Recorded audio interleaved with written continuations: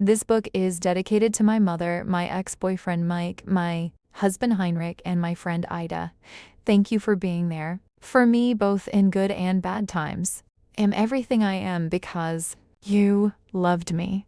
Born in Luencia at Thompson Hospital on the 6th of May, 1983, the second-born daughter of Sarah Bonda, a nurse, and Fasten Tembo, an accountant. I was named after my mom's grandmother. There's a weird story to this name. In 1981, when my elder sister Taza was born, Mom wanted to name her Nora, but my dad refused and named her after his mom. That night, Mom went to bed angry at my dad, but as she was sleeping, she saw her late grandmother in a dream. She told Mom to let it go and told her that her second-born was also going to be a girl, and she was going to be the rightful heir of the name Nora. Then in 1982, my mom's brother had a daughter and named her Nora, but for some strange reason she couldn't stop crying. Due to African beliefs, her mother said that she didn't like the name, no wonder she couldn't stop crying. Then she changed her name to Alice, though her birth certificate still shows Nora. In 1986, Mom enrolled me at an Indian school called Flame Lily or Hindu Hall. I was at the same school with my elder sister, but I only had Indian friends at school.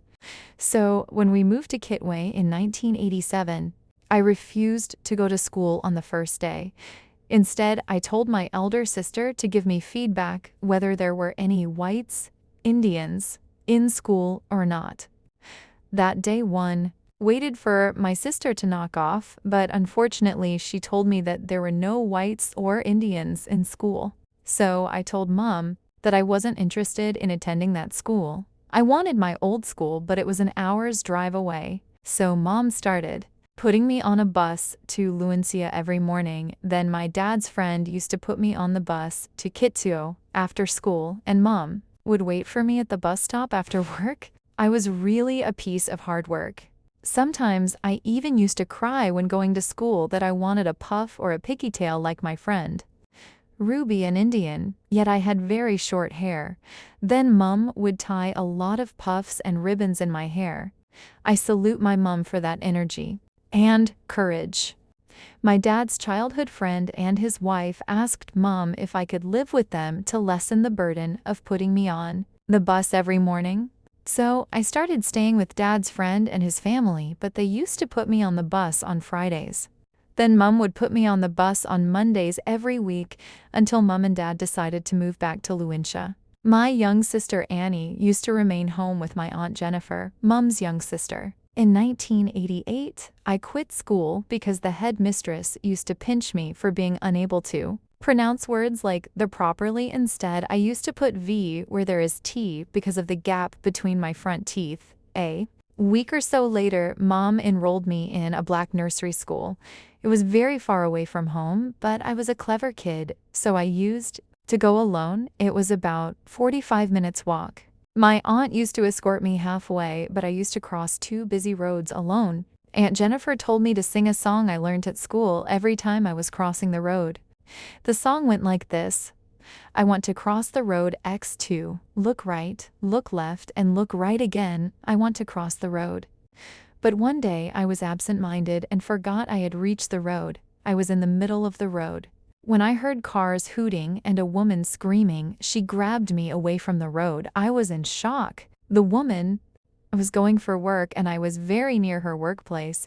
So she took me to her workplace and started asking me who my parents were and where they worked. So I told her. Then she asked her workmate to take me to my dad's workplace. And that is how I quit preschool and told Mom that I wanted to be in grade 1 in a different school. In 1989, Mom enrolled me in grade 1 at Impelum Primary School. In 1991, I also enrolled my young sister Annie in grade 1. I was only 8 years old then, but I gathered courage and walked into a grade 1 class and asked the teacher to enroll my young sister in that class. My dad couldn't believe it, but Mom believed me and went to confirm with the teacher, and that is how my young sister started her grade 1 in term 3. In 1996, I passed to go to grade 8 and got selected to go to Luancia Girls Secondary School. In 1997, I saw an advert for Mapapa's Seventh-day Adventist boarding school on television and asked Mom to transfer me to Mapapa. My mom went to Luaticula Girls Secondary School, and she used to tell us stories about boarding life. As a result, I also developed interest in going to a boarding school. So when I saw Mapapa Secondary School on TV, I convinced Mom to get me enrolled there, but unfortunately she refused and asked me to do it on my own. Once again, I gathered courage and decided to go alone, but Aunt Ruth, Mom's young sister, decided to escort me. When we got to Mapapa, she remained outside the office while I entered and got myself enrolled. Mapapa just had junior secondary school, so when I passed to go to grade 10 in 1998, I went back to Luancia Girls Secondary School until grade 11 term 3 when I asked Mom to buy me groceries and give me an estimated amount of boarding fees, and took off in search of a boarding school in Luapula province, but this time I was alone. Well, I arrived in Mansa at night and saw a lot of pupils from different boarding schools. I asked around and discovered that there were 14 boarding schools in Luapula province. I decided to go with the girl I sat with on the bus. She was a grade 8 at Samfia Secondary School, aka Miami High Beach College. When we arrived, I went to the headmaster's office and got myself enrolled in grade 11, E1. He initially put me in grade 11, E6, but I told him that at Luancia Girls Secondary School, I was in Science 1, so I expected him to put me in E1 and not E6. Samfia's secondary school was fun, especially the white sandy beaches at Lake Banchilu. Lake Bengaloo was the biggest water body I had ever seen. It was breathtaking. The water is blue, just like the sky, and the sky touches the lake. You can't even see the demarcation between the two. I finished grade 12 in the year 2000, and in 2001, I moved to Lusaka from Luanthia. I always wanted to be an accountant, like my dad, but when I moved to Lusaka in 2001, I met someone who studied business administration and was earning 5 times what my dad was earning. As a result, I changed what I wanted to study, and in 2002, Mum enrolled me at a college called Beamsey International to study business administration. Unfortunately, I dropped out of college before I could even write my certificate exam due to financial constraints. Mom asked me to return to Luancia, but I refused and chose to stay in Lusaka in order to get a job and take myself back to school because I didn't want to end up living in a shanty compound for life. You see, I grew up in the most upper-class area of Luantia, but when I was 8 years old, my dad told myself and my elder sister Taza that if we continued performing badly in school, we were going to end up living in shanty compounds without electricity, selling roasted ground nuts and cassava by the roadside with babies covered in mucus on our backs while hiding from our successful former classmates. As a result, I never wanted what Dad said those years back to turn into reality. Instead, I chose to sacrifice the comfort of living at home in Luancia for an uncomfortable life in Lusaka. In 2003, I got my first job working as a still model, and my second job was working as a chef during Rugby Sevens. My third job was working as a waitress at Charisma Hotel in 2004, and my fourth job was working as a waitress at Holiday Inn Hotel in 2005, and my fifth job was also working as a waitress at Majestic Casino in 2006. I was working, but I wasn't earning enough money to even pay my rent, buy food and clothes, or save for college. In 2007, my Aunt Jennifer invited me to visit her in Johannesburg, South Africa, and get myself a job as a maid. I wanted to work as a maid in Johannesburg because I had been told that the salaries were better than the salaries in Zambia. My plan was to get paid and use my salary as capital to buy some shoes and clothes for resale in Zambia, but unfortunately I didn't find the job. After 3 weeks of searching for a job, I was given a lift by a German man on my way back from taking my cousin to school. That man started buying me biography books to read and encourage me to change my life. He actually offered to take me back to college. He took me to the Australian Institute of Business and Technology in Lusaka. It was the most expensive college university in Zambia back then. My life had changed in a blink of an eye. Everything seemed like a dream. In 2009, he asked me to apply to a university in any country of my choice. My dream was to settle in Germany, so I first applied to study in Germany, but I wasn't accepted. I applied to study in Australia, but unfortunately I wasn't accepted, and that is when I applied to study at the University of Hertfordshire in England and got accepted. I moved to England in May 2010. It was beautiful and very different from Zambia. I had a culture shock of seeing house husbands instead of the usual housewives in Zambia. I didn't know that during summer in England, it starts getting dark at 10 p.m., 22 hours. It gave me the freedom to move around and go wherever. I wanted to go up until 10 p.m. The supermarkets are open 24/7, so I used to go and buy groceries at whatever time I felt like going. There are no mango, guava, lemon, orange, or avocado trees in England, but I was excited to see the fruit trees I had never seen before, like apple and plum trees. I toured London with my fellow international students in June 2010. Most people in Zambia don't know that Great Britain is formed of 3 countries, namely England, Scotland, and Wales. Then the United Kingdom, UK, is a combination of the 3 countries in Great Britain and Northern Ireland. The 4 countries have their own capital cities, but the overall capital city is London in England. The capital city of Scotland is Edinburgh. The capital city of Wales is Cardiff, and the capital city of Northern Ireland is Belfast. The United Kingdom uses the Great British pound as its currency, and its value is higher than the euro and dollar. All the 4 countries in the United Kingdom use the same currency but different designs. When I first traveled to Scotland, I withdrew money from the ATM and thought I had withdrawn a different currency because the colors and designs of the notes were different from the ones in England. My life at the university in England was going great. I even had a part-time job as a mobile worker for an employment agency called Premier People. At university, I had made friends from Zambia, Nigeria, Congo, Pakistan, India, and Gambia. My closest friend was from Gambia. We met during orientations in 2010, and she happened to be my only guest on my graduation day in 2013. I wanted my mother to attend my graduation ceremony, but she died in June 2012 after graduation. I traveled to Zambia to obtain a visa to visit my boyfriend Heinrich and study German language in Germany, but it got denied. As a result, in 2014, I applied for an MSc in International Management in the Czech Republic and got accepted. In September 2014, I moved to Prague, the capital city of the Czech Republic, with Heinrich's sponsorship. Living in the Czech Republic made it easy for me to travel to Germany using the same Czech visa because Germany and Czech Republic are both in the Schengen area.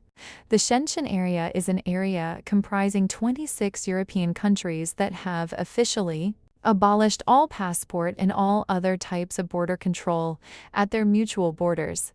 The area mostly functions as a single jurisdiction for international travel purposes, with a common visa policy. Heinrich owned a construction company. As a result, he was able to sponsor my education in the Czech Republic until we got married in 2016 after dating for 3 years, 6 months. We actually got married in Denmark because the waiting period from the date of application to the date of marriage registration is much shorter than it is in Germany. After getting my residence permit in Germany, I started studying German language since it's the official language in Germany. I was at Volkshochschule in Garmisch-Partenkirchen. Garmisch-Partenkirchen is a skiing, ice skating, and hiking resort in the state of Bavaria Bayern, which borders with Austria and also happens to be the home of the highest mountain in Germany called Zugspitze. At Volkshochschule, I met a lot of refugees and spouses to German citizens. The spouses to German citizens were from America, Pakistan, Kenya, Russia, and the Philippines. Then the refugees came from Syria, Somalia, Afghanistan, and Eritrea. Life with Heinrich was going great until I started reacting to foods. I was once allergic to food between the ages of 15 and 18, but unfortunately, the allergies started again in 2017 while doing my language course, became chronic, and started affecting my quality of life. I managed to finish my language course in 2018 and passed. I even toured Berlin and Paris, but I failed to finish my driving lessons. I started applying for jobs, but I stopped because sitting down for a long time became uncomfortable. I started laying down a lot in order to feel comfortable. When I was a teenager, the allergies were in form of swellings and rashes, but this time, the allergies were in form of gas. I was bloating and belching uncontrollably. I got some medicine from the doctor in Garmisch, but nothing was changing. I tried detoxing, but still nothing was changing. Then in September 2019, I decided to go to Zambia to try eating other foods and taking other medications, but still nothing worked. I later on realized that I felt much better whenever I omitted lactose and gluten from my diet. I finally knew what was causing the discomfort after being in Zambia for almost a year. My German residence permit had expired while I was in Zambia, and I had applied for a re-entry visa when I started writing this book. I had spent 3 years fighting these allergies, and it dawned on me that I had wasted 2 years of my life from the time I finished the language course just nursing myself instead of working. Although I had been working with Heinrich in his construction company from the time we got married, it wasn't full-time. I wanted a full-time job so I could get our dream home and my dream car, which is a Bentley Continental. Finally, after 5 long years, I realized that anxiety was being caused by gluten, and I got diagnosed with fructose intolerance as being the cause of uncontrollable gas after almost 6 years. But unfortunately, time wasted is never gained. I lost 5 years of my life nursing myself without achieving anything worthwhile. Meanwhile, my ex-boyfriend from when I was 21 to 3 years old hacked my account and cameras and spent the same 5 years recruiting people around the world, including my old friends, into my private life and mocking me on Facebook that my food allergy was insanity caused by my childlessness and joblessness. I used to think that he was smart and respectful because of his occupation as an education advisor under USAID, but he was the complete opposite of who I thought he was. Maybe it's because he got fired from USAID, caught HIV, and his wife divorced him. My illness exposed a lot of people's feelings and intentions towards me, but I'm somehow grateful that I no longer have to waste my time or money on any of them. I guess they needed to leave my life for me to spend the rest of my life just focusing on myself. I have been allergic to almost all foods twice in my life. First in my teens and second in my 30s. Zambian doctors never took tests on me at both times. They just assumed what triggered the allergies and gave me no medication. Anyone who knows me well knows that I like eating sour things, especially sour fruits like lemons, pineapples, Zambian, wild fruits like amabongo in Songwa in Tenjalu, amasawa in Fungo, Vingai, Ifabu, Kawawasha, etc. So when I saw 250 grams of already processed kawawasha, tamarind without seeds, and those string-like things, I was excited to buy it and feast on it. I was eating it every day, and that is what triggered my second allergies. Tamarind has citric acid, which is also the same acid I liked licking as a teenager, just before I became allergic to all foods. Citric acid is basically a SIR-testing compound that is found naturally in citrus fruits. Lemons, grapefruits, limes, and oranges are among its most common sources. That said, citric acid is generally safe to use in food, but the overuse of citric acid may cause 1. Upset stomach, 2. Allergic reactions, 3. Fatigue, 4. Swelling and stiffness, 5. Stomach pain, 6. Gas flatulence, 7. Nausea, 8. Diarrhea, 9. Excessive alkalinity of body, 10. Tooth problems, 11. Gastrointestinal issues, 12. Joint pain, 13. Muscular pain, 14. Shortness of breath, 15. Abdominal bloating, 16. Vomiting, 17. Fluid retention, 18. Skin irritation. When we moved to Masasa Flats in 1988, we found a black and white couple living in Flat 1. The wife was Zambian, then the husband was a German. They moved to Germany in 1991. Then another German couple moved in. Then, in 1992, another family moved in Flat 2. The husband had two sisters who were married in Germany, one to a German and another one to an African man. In 1994, my young sister received a letter from Europe requesting for young pen pals. I, my young sister, and my friend filled in the forms and sent the letter. A few weeks later, we received letters from our pen pals. We all had female pen pals the same age as us. Our pen pals were all from different countries, but my pen pal was from Germany and her name was Frock. Frock taught me a few German words and sentences, but I lost contact when I went to boarding school in 1997.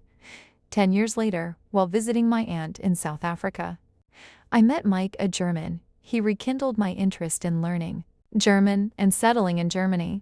He asked me what my wishes were in life. I told him all my wishes, including going back to school and settling in Germany. He told me that he was going to help me succeed and achieve all my dreams in life. In 2008, I and Mike attended an exhibition at the Goethe Institute in Johannesburg. Then a month later, my photo was in the brochure. I was very excited. I started studying German lessons the same year, but I stopped in 2009 in order to concentrate on getting my degree in business administration. The law of attraction is the belief that positive or negative thoughts bring positive or negative experiences into a person's life. The belief is based on the ideas that people and their thoughts are made from pure energy, and that a process of like energy attracting like energy exists through which a person can improve their health, wealth, and personal relationships. Evidence of law of attraction. During my second year at university, we were given an assignment to write what we wanted to be after graduation in terms of employees and employers. I wrote that I wanted to be an employer running a property development and construction company. 8 months later, I coincidentally met and started dating my husband, who owned a property development and construction company. It even became the first company I worked for after my graduation. According to chaos theory, the butterfly effect is the sensitive dependence on initial conditions in which a small change in one state of a deterministic, non-linear system can result in large differences in a later state. Evidence of the butterfly effect. I wouldn't have met Mike if we had used the same route we always used when escorting my cousin to school, and my life wouldn't have become better from that day. Are you poor or you just live in a rich country or a rich town? Why not move to a cheaper country or cheaper town and feel how it feels to be rich?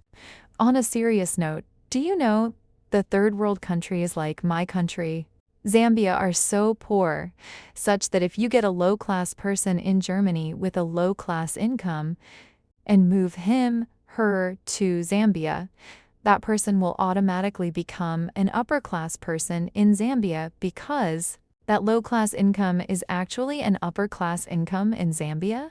Now, most Zambians assume that all whites are rich.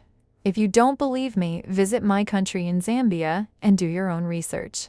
Most Zambians actually don't even know that the price of building a house in Zambia is equivalent or cheaper than the amount it costs to study at a British university in England per year. They also don't know that most of the civil servants in Zambia earn less than student accommodation fees in England.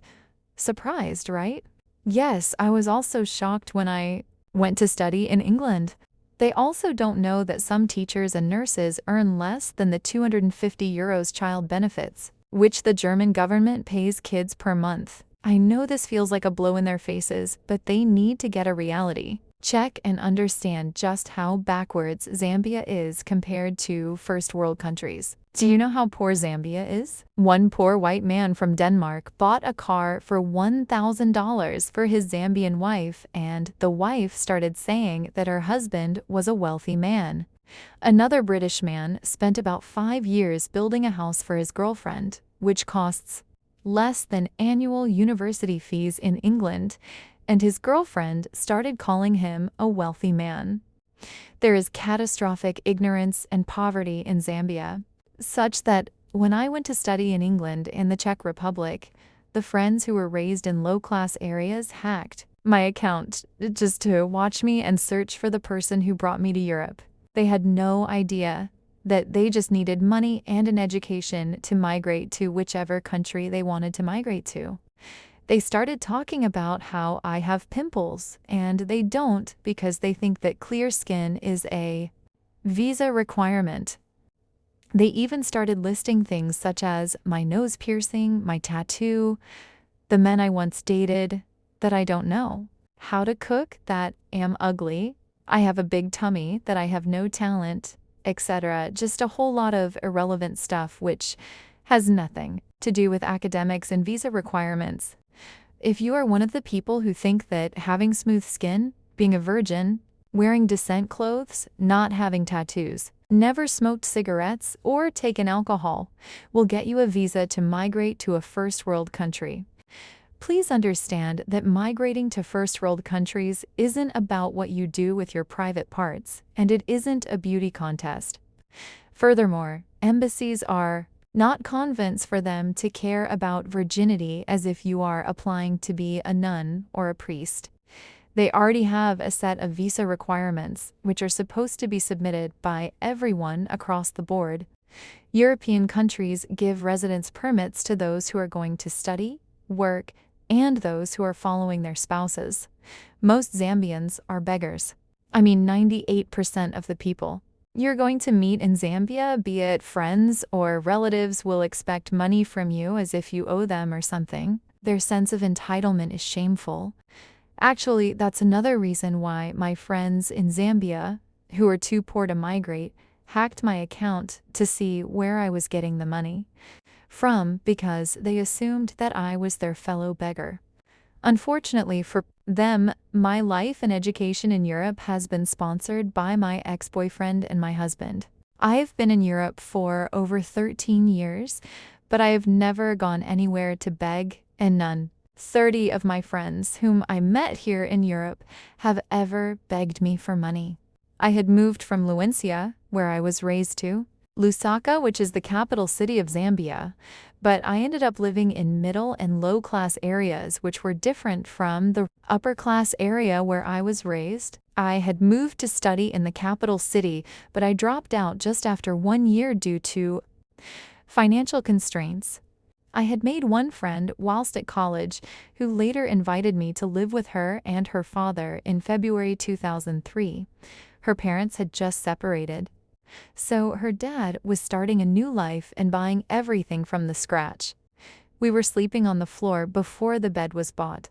We had no proper meals as we used to in my parents' house.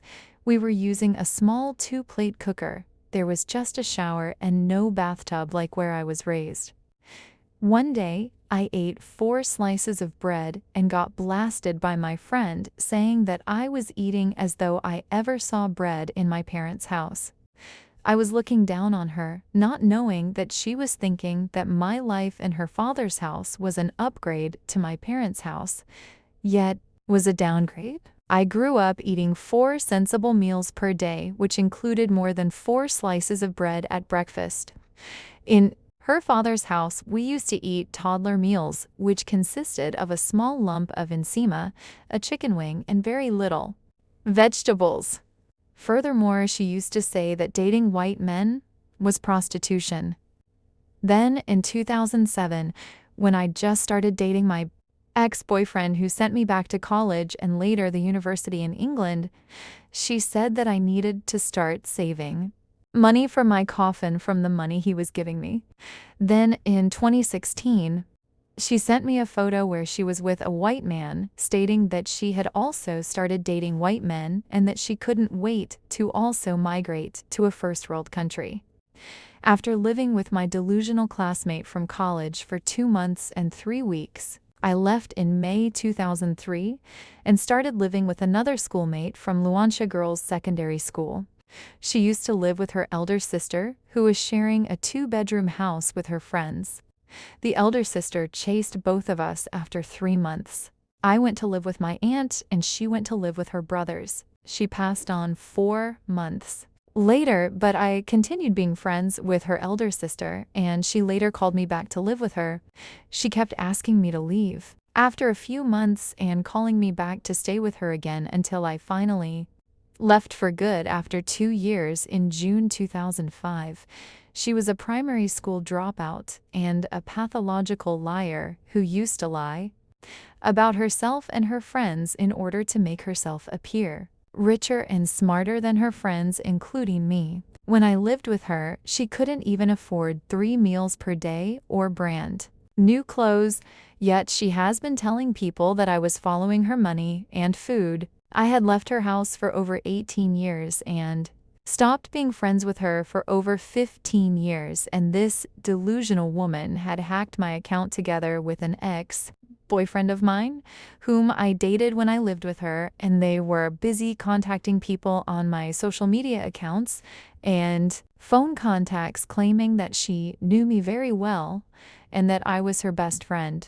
I had left Zambia 2 years after I stopped being friends with her and moved to study in England, in the Czech Republic. Then I got married to a German and settled in Germany, but she had no idea how I ended up in Europe. She just saw me on Facebook, and being the pathological liar that she was, she fabricated a lot of senseless stories, which only made sense to her fellow primary school dropouts. I had started working at Holiday Inn Hotel a month before I left her place, and whilst working at Holiday Inn, I met different characters, though some were similar to the 2 delusional friends I had lived with. I was dating an Indian before I started living with my friends and started dating whites 2 years before. I started working at Holiday Inn, but some ladies I met there who joined Holiday Inns in 2006 after I had been working there for almost 1 year, started claiming that I was emulating them. It's now 2023, and over the years, even their siblings and friends have also joined in attacking me that I should stop emulating them. It's insane how they assume that I have been imitating them, yet I was dating whites as far back as 2003, which was way back before they started dating whites. One of their friends had a white stepfather and wanted to get married to a white man, but white men didn't want her.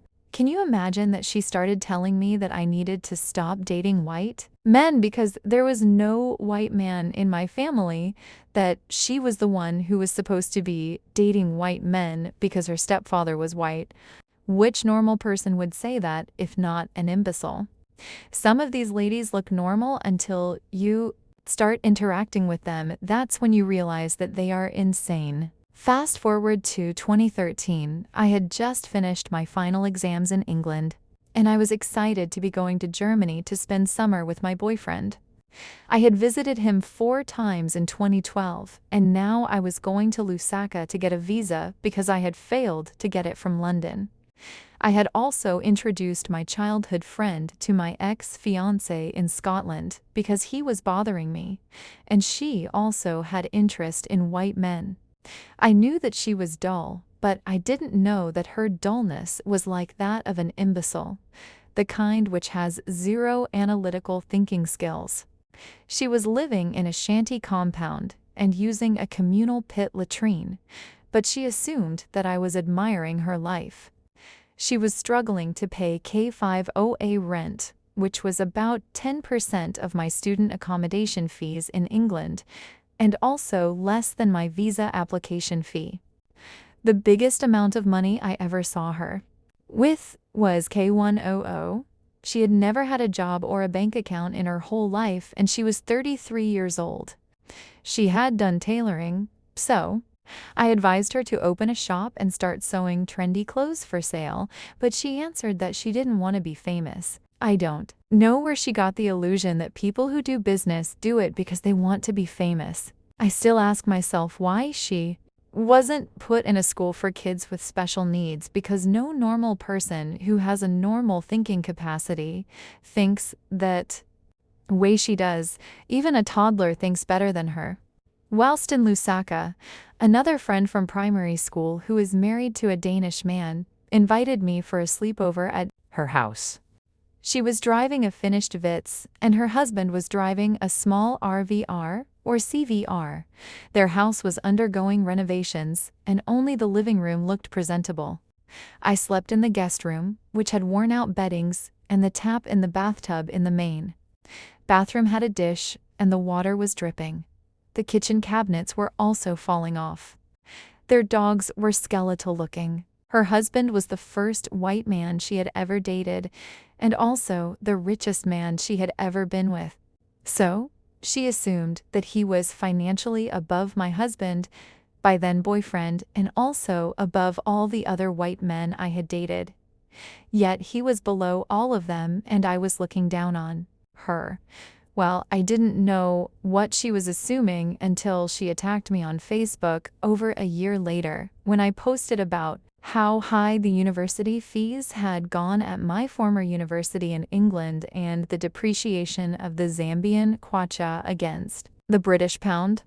She assumed that the $1,000 car her husband bought her was more expensive than whatever any man had ever done for me. She's delusional, ignorant, primitive, and full of animosity. One would think that she just ran away from a mental hospital. She's so primitive.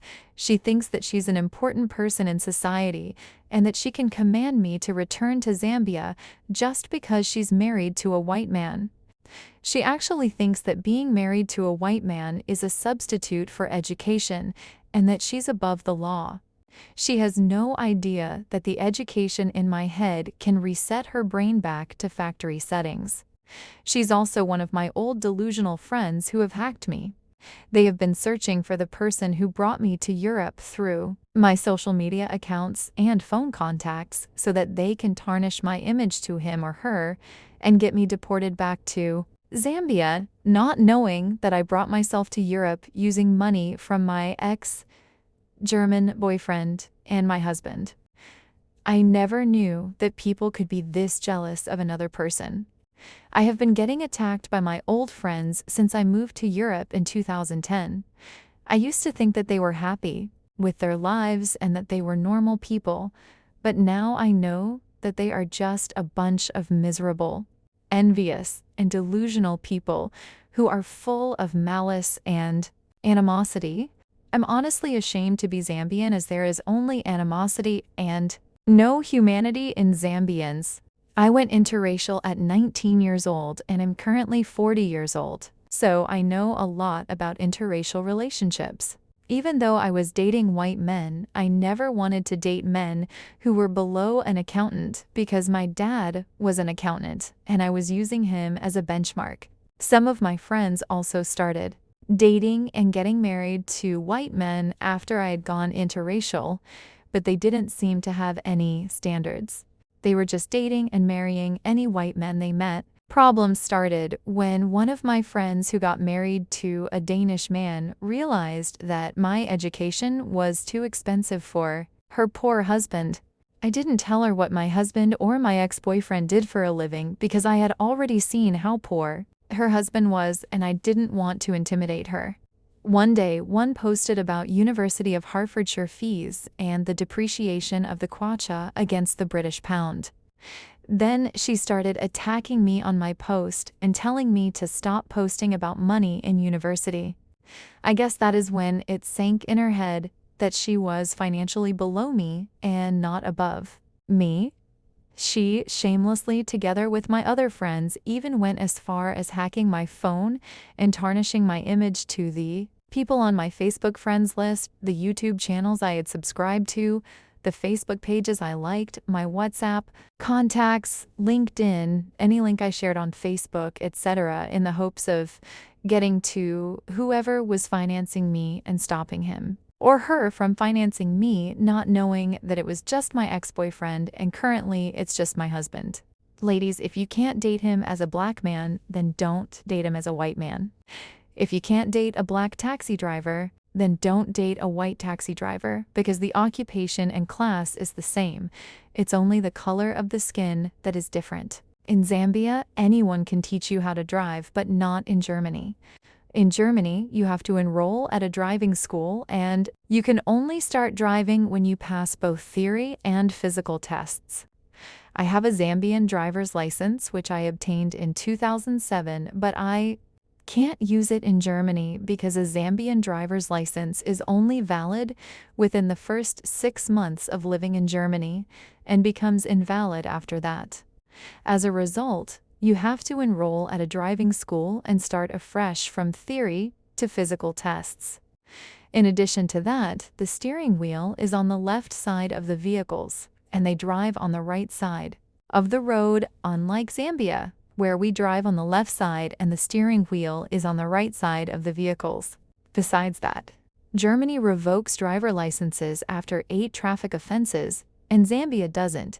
Do you know that the cost of building a house in Zambia is cheaper than the cost of studying at the university in England per year?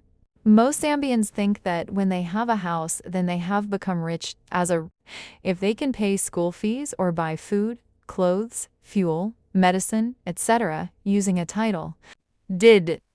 If something is too expensive for you to afford, then you are not the target market. A target market is a particular group of consumers at which a product or service is aimed. If someone is richer than you, it doesn't mean that she is richer than everyone else. Never generalize your situation by saying that we are all going through financial difficulties or health issues.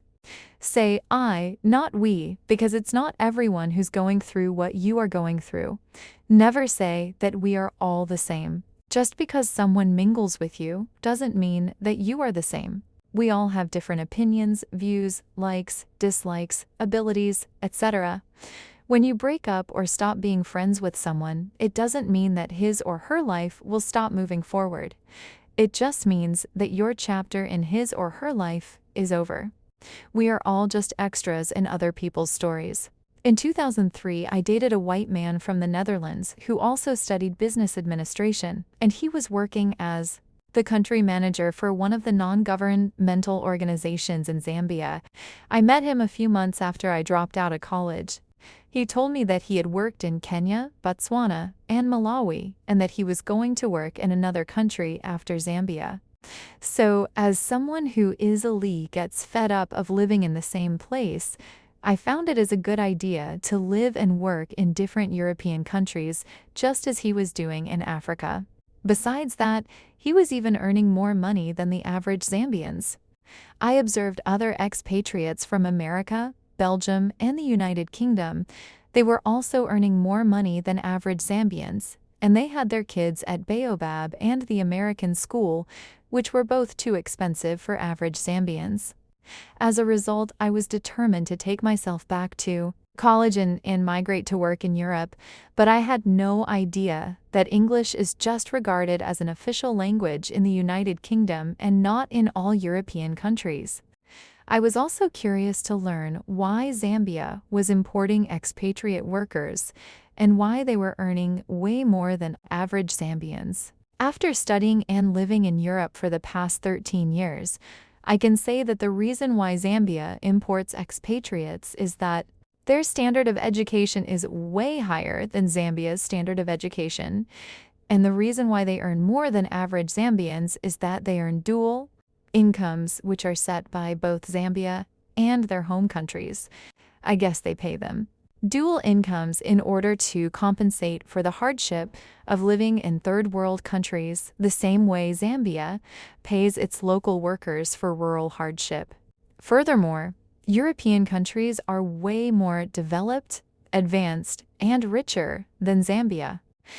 In short, living in Europe is like living in the future of Zambia, which is still a developing country. What you think is what you become. Don't assume that just because your friend once lived or slept over your house, then that friend deserves no privacy or freedom to live her life. You have no right to be hacking people's accounts and forcing yourselves in their lives. Hacking someone's phone and camera, then watching her or listening to her conversations is a crime punishable by law. It's called invasion of privacy. According to Article 1.1 of the German Constitution, human dignity is inviolable. It is the duty of all state authorities to respect and protect it. The basic idea is that it should be possible for people to possess a personal sphere in which they can behave freely and informally, without having to fear that third parties can observe or intercept them. According to Article 2.1 of the German Constitution, everyone has the right to the free development of his personality, insofar as he does not violate the rights of others and does not violate the constitutional order or the moral law. According to the Zambian constitution, a person has the right to freedom of expression, which includes freedom to hold an opinion, freedom to receive or impart information or ideas, freedom of artistic creativity, academic freedom, and freedom of scientific and technological research as prescribed. A person has the right to privacy, which includes the right not to have information relating to that person's family, health status, or private affairs unlawfully required or revealed, or have the privacy of that person's communications infringed. The best way to predict the future is to create it.